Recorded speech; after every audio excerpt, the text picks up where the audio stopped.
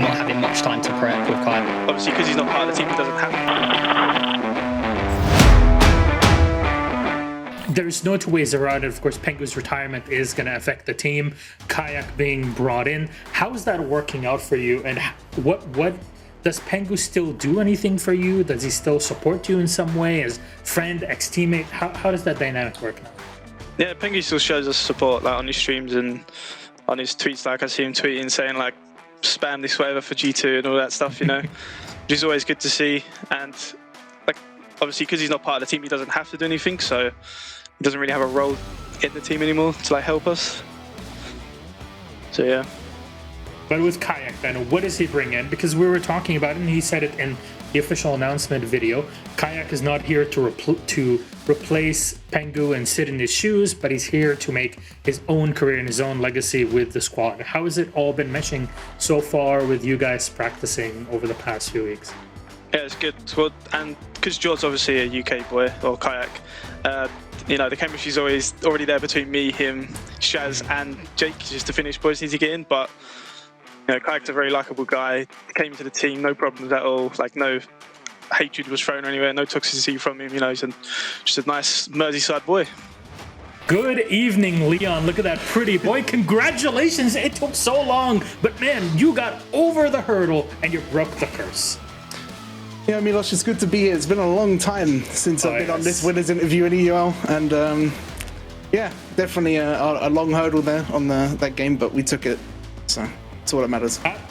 Very happy to finally see you on here. First of all, let's talk about your big change through into 2021, bringing Cryan on. How has he been fitting? Because a lot of people used to talk about Cryan as a gunner back in the day at CL and then the Orglis days, etc. How has he really been fitting with the team, and what's his role specifically that you brought it on for? So originally when we were looking for a new player, we looked at what we needed, and that was another voice, because typically it's just me and Aces talking. And sometimes we can't always get the full picture, so we need other people that can step up and tell us what's going on. So Cryan was also that person that we could rely on fragging as well. Corey Rips, as you know, they've teamed with Cryan before in Mocket and Sachnavi in like 2-3 years ago. Good friends with Aces as well. And I kind of know Cryan. I don't know him too well, but yeah, we all get along really well. So logically, it made most sense to bring him in. And just fill in that extra role that we needed for frag power and another voice. BDS, the only team with no changes over the past year. How are you feeling as the one team sticking to the roster with everybody around you pretty much shuffling and going in all different places? We had like pretty good results in 2020 after the addition of Playday, and we are feeling very good as a team. Like I said many times, we are like 5 brothers. We love each other a lot. We trust each other a lot.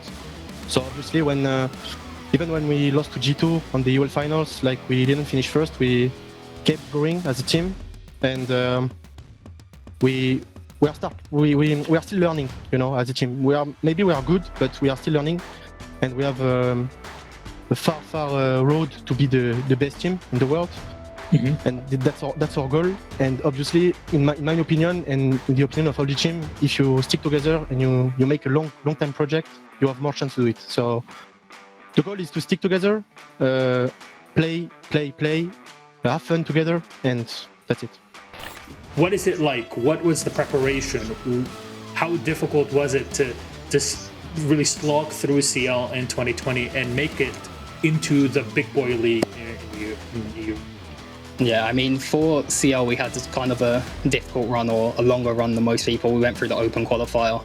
We picked up Kayak like a week before that, and then we managed to make it into CL. And then I think initially we were struggling from, not having much time to prep with Kayak specifically. But then we managed to get through to the knockout stage, which we had a bit more time to prep for. And I think it showed a lot more, as our results were way more convincing than they were before. And then we had a long gap between then and the finals, and I think that really solidified us as a team to be able to go and win that and make it into EUL.